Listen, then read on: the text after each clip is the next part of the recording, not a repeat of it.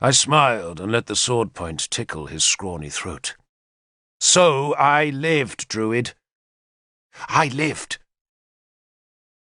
It took Tanibers a few seconds to understand just what I had said, but then he blanched and trembled, for he knew that I, alone of all in Britain, possessed the power to kill him. He had sacrificed me to the gods, but his carelessness in not making sure of his gift meant that the gods had granted the power of his life into my keeping. He screamed in terror, thinking my blade was about to lunge into his gullet, but instead I pulled the steel away from his ragged beard and laughed at him as he turned and stumbled away across the field. He was desperate to escape me, but just before he reached the woodland into which the handful of Silurian survivors had fled, he turned and pointed a bony hand towards me. "Your mother lives, boy!" he shouted. "She lives!" Then he was gone. I stood there with my mouth open and my sword hanging in my hand. It was not that I was overcome by any particular emotion, for I could hardly remember my mother, and had no real recollection of any love between us. But the very thought that she lived wrenched my whole world as violently as that morning's destruction of Merlin's Hall. Then I shook my head. How could Tanibers remember one slave among so many? His claim was surely false, mere words to unsettle me, nothing more. And so I sheathed the sword and walked slowly back towards the fortress. Gunlius was placed under guard in a chamber off the great hall at Kirkadern. There was a feast of sorts that night, though because so many people were in the fortress, the helpings of meat were small and hastily cooked. Much of the night was spent by old friends exchanging news of Britain and Brittany, for many of Arthur's followers had originally come from Dumnonia or from the other British kingdoms. The names of Arthur's men blurred in my mind, for there were over 70 horsemen in his band, as well as grooms, servants, women, and a tribe of children. In time, the names of Arthur's warriors became so familiar, but that night they meant nothing. Dagonet, Aglaval, Kai, Lanval, the brothers Balan and Balin, Gawain and Agravain, Blaise, Iltyd, Edlig, Bedwyr. I did notice Morfans, for he was the ugliest man I ever saw. So ugly that he took pride in his twisted looks, goitered neck, hare lip, and misshapen jaw. I also noticed Sagramor, for he was black, and I had never seen, let alone believed in, such men. He was a tall, thin, and sourly laconic man, though when he could be persuaded to tell a story in his horribly accented British, he could put a whole hall under his spell. And of course I noticed Eileen. She was a slender, black-haired woman, a few years older than Arthur, with a thin, grave, and gentle face that gave her a look of great wisdom. She was dressed in royal finery that night. Her robe was of linen dyed a rusty red, with iron soil, girdled by a heavy silver chain, and had long loose sleeves that were fringed with otter fur. She wore a gleaming torque of heavy gold about her long neck, bracelets of gold about her wrists, and an enamelled brooch showing Arthur's symbol of the bear at her breast.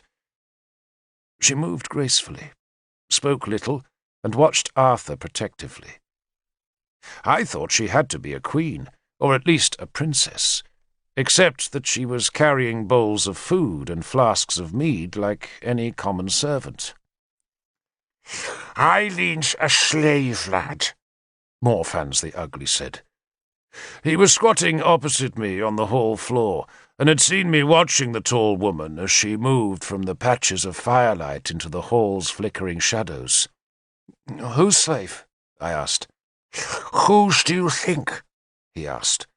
then put a rib of pork in his mouth, and used his 2 remaining teeth to strip the bone of its succulent flesh. "Arthur's," he said, after he had tossed the bone to one of the many dogs in the hall. "And she's his lover as well as his slave, of course." He belched, then drank from a horn cup. "She was given to him by his brother-in-law, King Boudic. That was a long time ago. She's a good few years older than Arthur, and I don't suppose Boudic thought he'd keep her long. But once Arthur takes a fancy to someone, they seem to stay forever. Those are her twin boys." He jerked a greasy beard towards the back of the hall, where a pair of sullen boys of about 9 squatted in the dirt with their bowls of food. "Arthur's sons?" I asked. "No one else's," Morfan said derisively. "Amhar and Loholt, they're called, and their father worships them. Nothing's too good for those little bastards. And that's exactly what they are, lad. Bastards. Real good-for-nothing little bastards." There was a genuine hatred in his voice. "I tell you, son, Arthur ap Uther is a great man. He's the best soldier I've ever seen, the most generous man and the most fair lord. But when it comes to breeding children, I could do better with a sow for a mother." I looked back to Eileen. "Are they married?" Morfans laughed. "Of course not. But she's kept him happy these 10 years. Mind you, the day will come when he'll send her away, just like his father sent his mother away. Arthur will marry something royal, and she won't be half as gentle as Eileen. But that's what men like Arthur have to do. They have to marry well. Not like you and me, boy. We can marry what we want, so long as it isn't royal. Oh, listen to that!" He grinned as a woman screamed in the night outside the hall. Owain had left the hall, and Ladwys was evidently being taught her new duties. Arthur flinched at the sound, and Eileen raised her elegant head and frowned at him. But the only other person in the hall who seemed to notice Ladwys's distress was Nimue. Her bandaged face was drawn and sad, but the scream made her smile, because of the torment she knew the sound would give to Gunlius. There was no forgiveness in Nimue, not one drop. She had already begged Arthur and Owain for permission to kill Gunlius herself, and had been refused. But so long as Nimue lived, Gunlius would know fear. Arthur led a party of horsemen to Innis Widren the next day, and returned that evening to report that Merlin's settlement had been burned to the ground. The horsemen also returned with poor, mad Pellinore, and an indignant Druidan, who had taken shelter in a well belonging to the monks of the Holy Thorn. Arthur declared his intention of rebuilding Merlin's Hall, though how it was to be done without money and an army of labourers none of us knew. Anguilithin was formally appointed as Mordred's royal builder, and instructed to start felling trees to remake the Tor's buildings.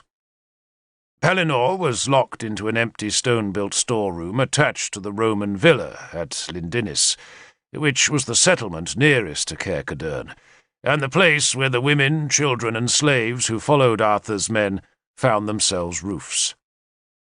Arthur organized everything.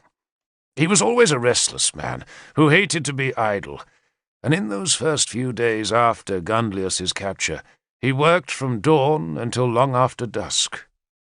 Most of his time was spent in arranging for his followers' livelihoods.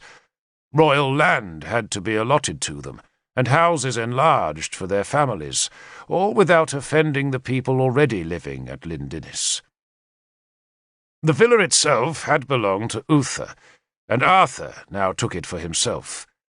No task was too trivial for him, and I even found him wrestling with a great sheet of lead one morning. "Give me some help, Devil," he called.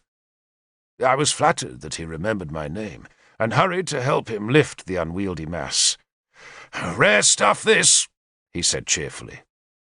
He was stripped to the waist, and his skin was stained with the lead that he planned to cut into strips to line the stone gutter that had once carried water from a spring into the villa's interior.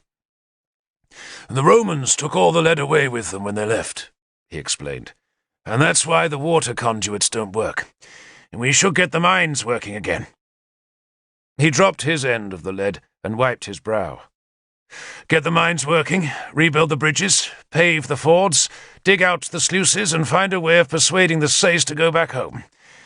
That's enough work for one man's life, don't you think?" "Yes, Lord," I said nervously, and wondered why a warlord would busy himself repairing water conduits.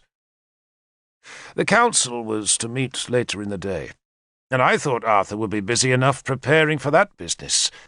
But he seemed more concerned with the lead than with matters of state.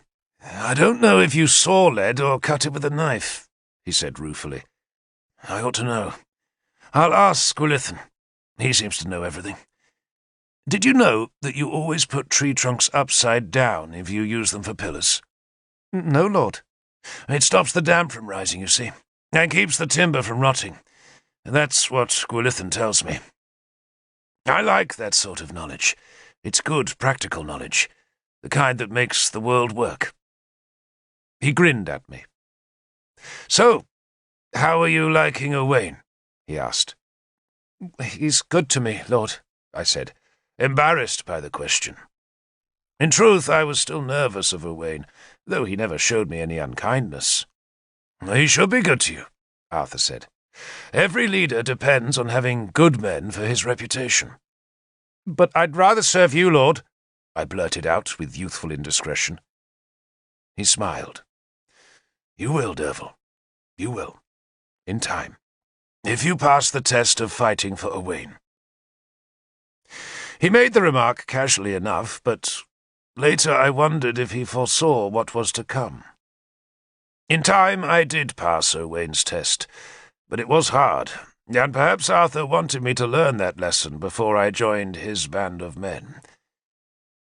He stooped again to the lead sheet, then straightened as a howl sounded through the shabby building. It was Pellinore protesting his imprisonment. "Owain says we should send poor Pell to the Isle of the Dead," Arthur said, referring to the island where the violent mad were put away. "What do you think?" I was so astonished at being asked that at first I did not reply. Then I stammered that Pellinore was beloved of Merlin, and Merlin had wanted him kept among the living, and I thought Merlin's wishes should be respected. Arthur listened gravely, and even seemed grateful for my advice. He did not need it, of course, but was just trying to make me feel valued. "Then Pellinore can stay here, lad," he said. "Now, get hold of the other end. Lift." Lindinnis emptied next day. Morgan and Nimue returned to Innis Swidrin, where they planned to rebuild the Tor. Nimue brushed aside my farewell. Her eyes still hurt. She was bitter, and she wanted nothing from life except revenge on Gundlius, which was denied her. Arthur went north with all his horsemen to reinforce Tudrick on Gwent's northern border, while I stayed with Owain, who had taken up residence in Caer Cadern's great hall. I might be a warrior, but in that high summer it was more important to gather in the harvest than stand guard on the fort's ramparts. So, for days at a time, I gave up my sword, and the helmet, shield, and leather breastplate I had inherited from a dead Silurian, and went to the king's fields to help the serfs bring in the rye, barley, and wheat. It was hard work, done with a short sickle that had to be sharpened constantly on a strickle.